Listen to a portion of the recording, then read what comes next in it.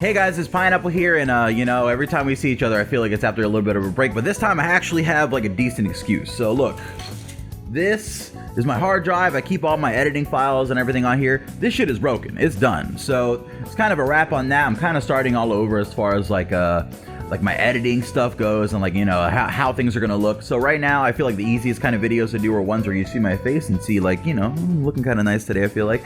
So we're gonna talk about this week's chapter spoilers from My Hero Academia. I believe it's chapter 347. I'm gonna be giving my reaction and my take to the leaks. Thank you to Rukasu for obviously giving us, or Rukasu, right, maybe, for obviously giving us the summary written in text. Shout out to Atsu, shout out to, or Atsu, I'm saying everyone's names wrong, but let's just skip forward before I, you know, screw up someone else's name and talk about what I see in the chapters. So this week the chapter begins with the heroes asking Monoma if something went wrong with Erasure because of the hands that started coming out of Shigaraki. Imagine I just read all the spoilers in like that dramatic ass voice. Let me know in the comment section below. Maybe I'll just do like a dramatic reading every time. We gotta do something to stand out, right? Monoma says no, and he says that Shigaraki is still unable to use quirks, and Tomura himself explains that this is just a growth of his body. Now, if you haven't been reading My Hero Academia, you wouldn't know that last week, Shigaraki pretty much did something which has been unheard of so far in the series so far, right? Like, Shigaraki has kind of his weird fingers that were broken off by Redestro. It's actually this hand, right? He has these fingers that were broken off by Redestro, and they've been kind of regrowing a little bit, even though they're not supposed to. That's not really how hyper regeneration works. And we see now that those little fingers that he has are actually a source of a new sort of power in the world of My Hero Academia, right? It's not quite a quirk. It's more like a quirk that has been baked into a person, right? That's effectively the kind of explanation that we get here. And I'm gonna see like, yeah, there's a little more of an explanation in it, of it in the actual summary, but think of it that way, right? Like Shigaraki's ability to like grow his body and like, you know, grow these extra fingers and hands out of his body and pretty much morph into a disgusting Akira-like monster isn't as much of like a quirk with its own like quirk factor and everything like that, as it is like something that his body can just do, right? And that is something that's not really how quirks work, right? Quirks are like a power layered over like your normal human experience, and even though your body is affected by that, this is kind of like taking that a step further, right? And we see in the chapter, let me not spoil that actually in my spoiler video. So Shigaraki says that just like people's hair and fingernails grow, this ability is kind of like that, right? Like his flesh is expanding, and this is because of the evolution of quirks in his body and is the end result of the singularity point theory researched by Dr. Garaki. So that is pretty much the quirk singularity theory, is this theory that like eventually quirks are going to grow out of control, and you know, they're going to be uncontrollable and too strong, and people's bodies are going to be able to handle them. And this is kind of like the final stage in that, right? We see that Shigaraki has had, you know, the body surgery to make his body compatible with all these quirks, and even then, even after having that surgery, after taking it all for one, there's still like adverse side effects, right? And this is kind of like the most adverse side effect, right? Like the ability to pretty much grow his body has become like a quirk that is part of his body that can't be shut off, right? It's effectively sort of like a mutation quirk in My Hero Academia, right? Where you know that Aizawa can use his erase on many different kinds of quirk users, but he can't shut off like a mutant quirk user's quirk. Like if he looks at Tokiyami doesn't suddenly turn into like a regular boy, right? He just kind of, you know, doesn't stop being an Eren cosplayer. He's still a bird. So while Dark Shadow might go off, because, you know, that's one aspect of Tokiyami's quirk, the other aspect of his quirk, which he's passed down from his family, which is him being a bird, a mutant type bird creature. I shouldn't call him a creature, that feels wrong. But that kind of thing is something that Aizawa can't shut off. So effectively, Shigaraki has like this mutant style kind of fusion quirk into his body where he can create new body parts and create new limbs and create like an infinite flood of fingers and hands like we've seen in this chapter. And that's not something that can be shut off by Aizawa or Monoma, and that's actually going to be a big problem, because if he can create flesh, he can cover his body, right? Like if he can create giant walls and waves of flesh, he can get behind it and get around the erasure by just blocking off the area where Aizawa and Monoma can see him from, and, you know, escaping into like a pocket of fingers or whatever. And in this chapter, I believe, even in the scans, we see Shigaraki climbing on his fingers. But let me move forward a little bit, because we're going a little hard on this this hand stuff. But I just find it really impressive, honestly, because a lot of mangaka, they avoid drawing hands as much as they can, or they, you know, avoid drawing extra fingers and stuff like that. And I believe this week's Horikoshi's author comment is something like bring me more hands, you know what I mean? Which is awesome. So Rikasu continues the leaks by saying that Shigaraki says that this is the future that awaits superhuman society, superhuman society, and that the heroes don't understand the real implications of all this. Mirko's mechanical arm and leg have been destroyed, which is kind of funny because Mirko got a brand new like giant kind of buster arm and didn't even really get to use it last chapter, right? Like I believe it was destroyed before Mirko even got a chance to like attack with it really, but you know, it's not really that big of a deal because she's not out of the fight. As you see in this chapter, she shouts the word spares and a couple different spare prosthetics shoot out of the ground and actually are ready for her to take. So it seems like their heroes have really done a lot of preparation work for this. Mirko is, you know, there's a lot of planning that had to go on for this kind of stuff to happen, for like Mirko to lose an arm and a leg and then replace it in 2 seconds with a different arm and a leg. And I remember last chapter she had like a giant hand pretty much and like a, you know, a standard leg or more or less like a bouncy kind of pad leg. And in this chapter she switches her arm for like a gunner arm, right? Like if you remember Digimon, you know that one Digimon that has like the Gatling gun for an arm, like one of the most badass Digimon ever? That's how Mirko's looking right now. So on top of like the hyper speed, on top of like, you know, all the other crazy stuff that she's got going on, evading the hands, jumping around, this really kind of was a Mirko chapter. Especially if you see the scans, like you see Mirko looking right. But besides that, I feel like just having like a giant minigun in her arm is really, really badass. And shout out to Horikoshi for coming up with like different interesting attachments for Mirko to have that I hope we see. Not that I'm hoping like they keep getting broken and she keeps getting put in danger, but I do hope that we see like what she has, and maybe some interesting ones, like some lasers, like maybe taking some technology from the jets, right? Which I do believe we saw last chapter. The jets that were with Star and Stripes, I think they're keeping a perimeter or a no-fly zone around the giant UA, or I guess Sky High is where are we not calling it that? Why are we calling it that, right? You know? My Hero Academia really did become Sky High at this point. So the jets are kind of flying around Sky High, which is what I now actually regret calling it because it doesn't really sound that good.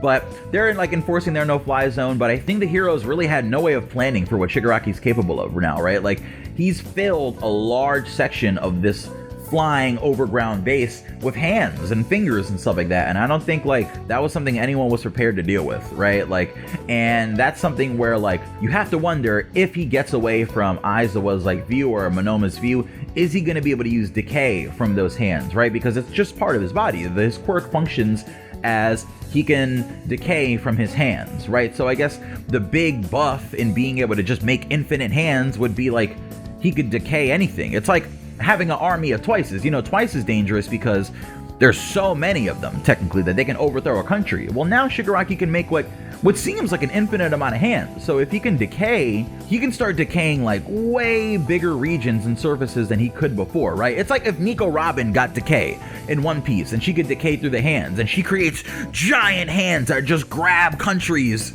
You know, like what if Shigaraki tries to decay Japan? What are you gonna do then? That's horrifying.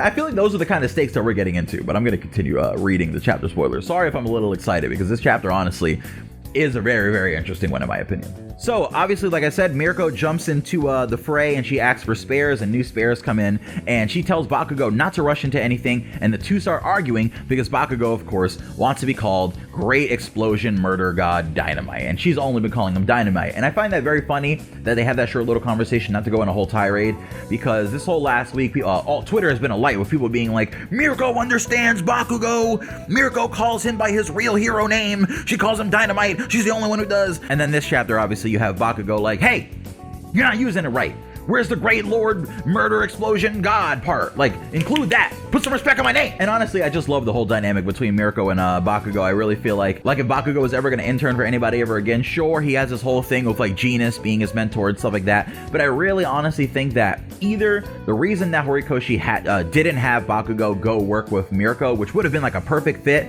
is that either A, he hadn't thought of Mirko yet, or B, honestly, it's probably because Mirko doesn't have her own hero agency really, right? Like, she's kind of just out in the streets, so she's probably not doing formal requests for having like, you know, interns and work studies and stuff like that. But I thought that would have been really interesting to see, besides the little bit that we saw in My Hero Academia Team Up Mission, which is the side manga, which you should definitely know about even though I haven't done any videos on it, which I probably should. So continuing, Genis interrupts the fools that are arguing, which are Bakugo and Mirko, and asks them to focus. Monoma assures Aizawa that he hasn't failed and continues to erase Shigaraki. Aizawa knows that this is the case, but he himself starts getting worried. And we see here, Aizawa and Monoma are both using their erasure on Shigaraki. Like, Aizawa is double checking, like, no, I gotta double check. The hair starts raising and everything. I gotta double check. Oh no. And from there we see Mandalay.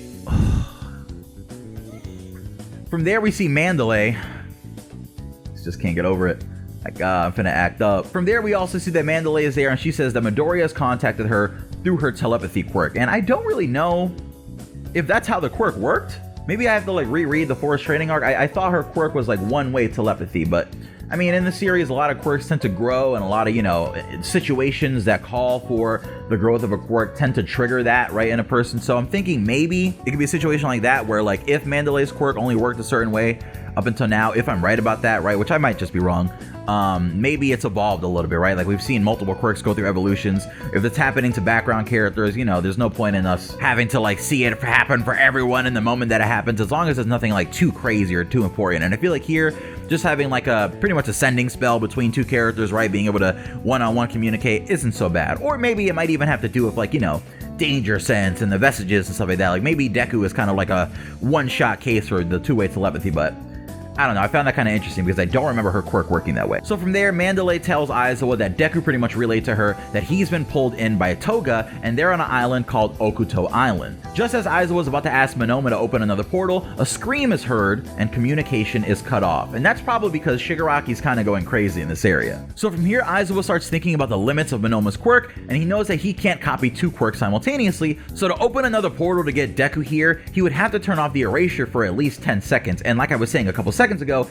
if Shigaraki is capable of decaying through these hands, everyone here is dead. Like the Sky Base, UA High, Sky High, that's all gone. That's gonna get decayed in 2 seconds because yeah, they have like anti-decay measures, right? But like they have anti-decay measures based on Shigaraki having two hands.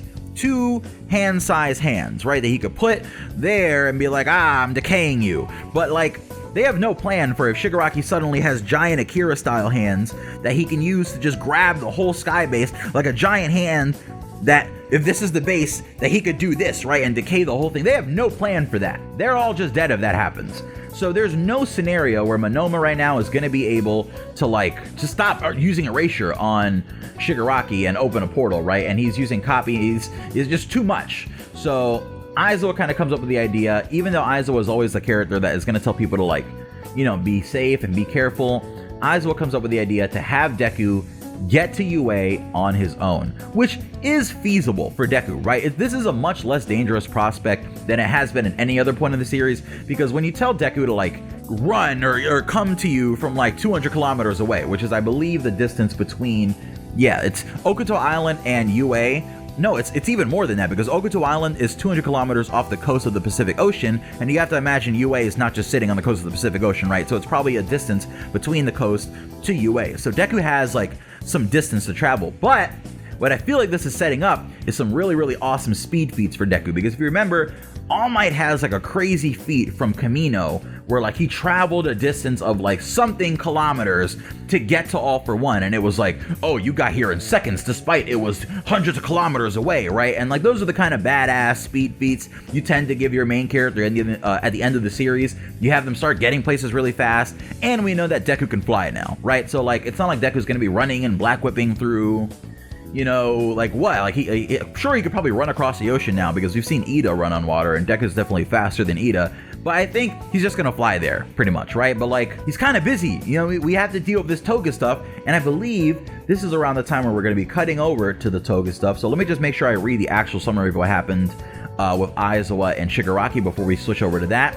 Aizawa then contacts Midoriya again and tells him to get to UA on his own, since it won't be possible to open more portals. Meanwhile, they will try to defeat Shigaraki even without the help of One for All. And we see a shot of the 6 heroes who were there in the battle with a determined expression. Now, I don't know if it's possible, like, for them to defeat Shigaraki without One for All, but I guess the benefit is he has no All for One here, right? Like, he's not being able to use his quirk. He's not going to be able to do anything, like, beyond growing his body, but, like, that's still a hard sell. Like, Mirko has, like, a Gatling gun arm, and, like, sure, she can probably destroy some of the hands, but, like, they're infinitely regenerating and forming, they're spilling over into giant tidal waves. Like, I feel like by the time Deku gets there, a lot of those people are going to be in a bad situation, especially because Deku's kind of busy right now. Deku's dealing with Toga and dealing with Ochako, and that's all going on Okuto Island, where leaks say that the Okuto Aquarium is the main tourist attraction and is well known both in Japan and abroad. Gang Orca is the director of the aquarium, and that's where the battle is taking place. And I really like that because obviously Gang Orca running an aquarium, kind of like a nod to Horikoshi's last manga, which was like a zoo manga, right? And I don't want to butcher the name, and I don't remember entirely if Orca ran a aquarium there, but I remember like that was the whole vibe, sort of, right? Like they were like zoo animals and kind of anthropomorphic, and it was anthropomorphic. I really struggled to say that just now. Wow, I had to take like 5 takes to do that. But pretty much this is going on in an aquarium that, you know, Gang Orca runs. He knows the layout of the land. It's smart to put like a battle going on in a place where, you know, someone knows the area, right? Like Gang Orca works here, he runs this place, he knows what his defenses are like, he knows the area, and I like that.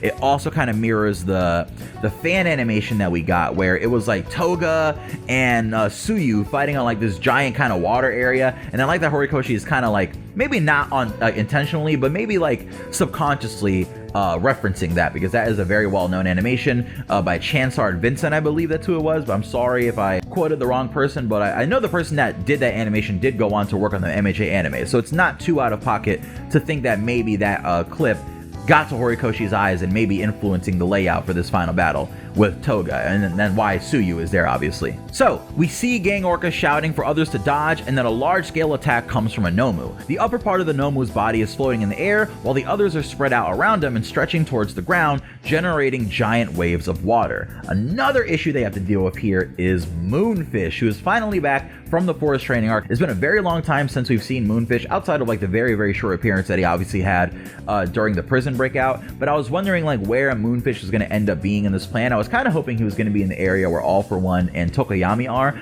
but it's okay. I feel like it's kind of cool that he's in the same area as like Toga and like, you know, people who are trying to cut you up and bleed you. And I feel like if anything, Toga probably picked Moonfish to be on her team, right? Like if you're going to pick a person that is really useful to you, I feel like Moonfish is one of them, because he's going to be slicing people up. There's going to be blood everywhere. Toga could just easily pick up some of that blood, eat it, and transform into whoever. And especially considering that she has twice his power, and like the weird combination that is going to be like her power and twice his power together, I think having access to just random hero blood all over the battlefield, or even like, you know, villain blood, because Moonfish kind of just attacks everybody, I'm sure, is going to be very useful for Toga as this battle continues on. So the leaks say that Moonfish is giving the heroes a hard time, and he's dressed a little differently. Sirius asks Tsuyu if she's okay, and she confirms. I believe Sirius is like one of the characters from like one of those filler episodes, I think, that Tsuyu is in, so this probably is just going to give them, you know, another excuse to filler this season up with another random Tsuyu. I really don't understand why Tsuyu is the character that gets the filler episodes, right? I feel like Aoyama, because, you know, he was a traitor, would have been a good pick,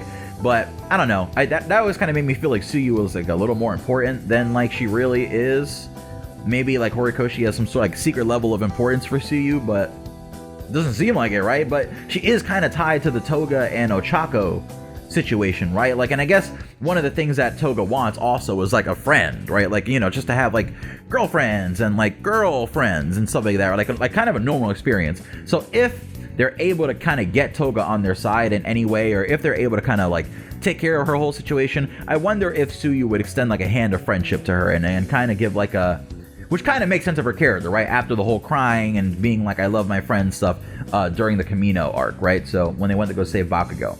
So finishing up the chapter spoilers, we're on the last paragraph here. Tsuyu confirms that Deku and Ochako were both separated from the rest of the group after the last attack, and Ochako asks Deku pretty much what Aizawa said to him, and Deku says that he has to go to UA on his own. Ochako is about to tell him to hurry up and get out of there, but Toga appears and tries to cut him off, and she tells him not to leave because she loves him. And from here, Deku, kind of repeating the weird situation that happened last chapter, can't understand why his danger sense isn't activating when he's going up against like Toga, right? Like it's kind of like a Venom situation here, where Venom doesn't activate Spider-Man's spider sense, I believe. It's either Venom or Carnage or both, right? Like, Spider-Man has a very fine-tuned spider sense, and it's kind of like a sixth sense, right? But like, once you have like a sixth sense that kind of like, if something is being thrown at you, you automatically react, you kind of shut off, like, paying so much attention normally, right? Like, you're like, all right, my spider sense is gonna kind of have me covered here, so if anything happens, I can react, but like I don't have to then go out of my way to try to react.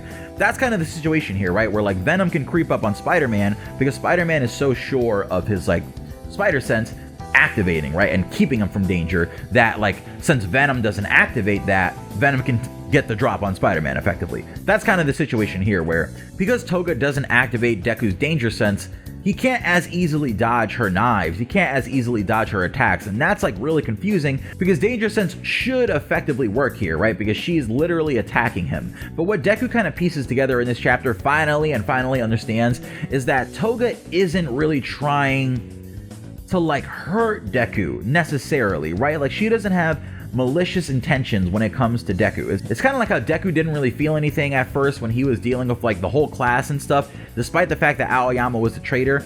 Aoyama didn't technically have any like maliciousness towards Deku, or like he wasn't really trying to be a threat to Deku. He just like his actions made him a threat to Deku. But pretty much that's the thing, right? That Toga isn't actually trying to hurt Deku, outside of the fact that like the way that she loves is like weird, as far as like, you know, having to stab people, the blood thing and all that stuff. But this chapter, man, what are you doing? This chapter is really important for like, sorry, my dog just randomly barked. This chapter is very important for like establishing that Deku finally is starting to understand what we've been trying to like get, you know, the fandom to understand, and like what Ochako has recently started to understand, which is that Toga genuinely, this is just how she loves people, and like that needs to be kind of addressed a little bit, but like it can't go the way of like treating her like an outright villain, right? Like that has to be treated with a little more care than like someone like Dabi, let's say, right? Like I feel like, again, I've been saying this for a while, Dabi is like one of those unsavable people who you're really not going to be able to save. Toga is one of those people, like, if you apply the right amount of care and the right amount of time and like the right amount of understanding, you could feasibly get Toga to kind of like live a normal life, right? Like there is a way. I know it kind of seems impossible because she has to have like draw blood and stuff like that, but there's someone out there for Toga, right? There's definitely some quirk user or somebody who just has infinite blood, who doesn't mind. Like their quirk is probably like, you know, I spill blood, I regenerate blood, sure, yeah, let's do it. And I'm sure they're out there, and it's kind of just about finding the perfect match for Toga. And I know she thinks it's Deku, I know she thinks it's Ochako, but I honestly think there's someone out there who isn't going to mind, and they're going to be like compatible, even down to their quirks, right? Which is like a thing in this world. Quirk compatibility is definitely a major thing in the world of My Hero Academia. People worry about like, is my quirk compatible with my partners? You know, if we're going to have children, is that going to be a problem? And I feel like if you actually had a person who like had infinite blood mixed with like Toga, and they had like a kid when they were adults and everything, like that actually might end up being a pretty busted quirk. So I definitely think that there's hope for Toga out there. It's just she's had a really hard life, and not to like, you know, make her an outright victim because she's killed people. I definitely think she's gonna have to go away for a little bit, or go to some sort of like, you know, maybe UA should just have a program where they take in like ex-villains or people who, you know, we're kind of like on that path, right, and like turns them into heroes, or turns them into like rehabilitated members of society. And I think Toga absolutely would be one of the people that would benefit from that the most. But then again, maybe like institutional kind of like stuff like that hasn't really been the best for her, so I could see how she might be a little hesitant to like do anything like that. So it really might just come down to the UA students, including like, you know, Ochako, Deku, and Tsuyu. So we're gonna see how that plays out, but I definitely am interested to see how this whole situation with Toga kind of goes, right? Because that's the end of the chapter. Deku realizes that, you know, this really is love, and this is kind of how she processes it, especially with Toga saying effectively that she wants Deku to be her boyfriend, right? She kind of outright says that. And I feel like next week, with there being like an Izuocha cover, we know that the cover of Weekly Shonen Jump next week is going to have Deku and Ochako on it, and I believe next week is like Izuocha week, right? So I feel like it's time to kind of like get into some of like the relationshipy stuff, like, right? Both Deku and Ochako kind of like shut off that part of themselves a little bit, right? And like Toga is here to really kind of like, we're bringing that to the forefront, right? My whole character is about love. I love you, I love you, I love the three of us. We could all just, you know, be in a relationship together. I'm sure Toga wouldn't really mind that at all, but that's not really gonna happen, I imagine, right? So that's gonna have to like make these three kind of face what they're kind of not facing, right? Which is that Toga needs help, and there's something, you know, between Deku and Ochako that is kind of like not unstated, but like, especially during this Toga situation, like bonding over Toga, bonding over Shigaraki, I feel like they're gonna find their place in that, right? And now, like during war, it's not really the time for all that stuff, but Toga's making it the time. So really, it's not up to you guys. You guys have already been tied by the red, you know, tie of fate. I'm sure that when they animate this segment, Toga's like cord that she grabs Deku with is gonna be red, because if not, what a waste, right? Come on, Bones, come on. Easy symbolism.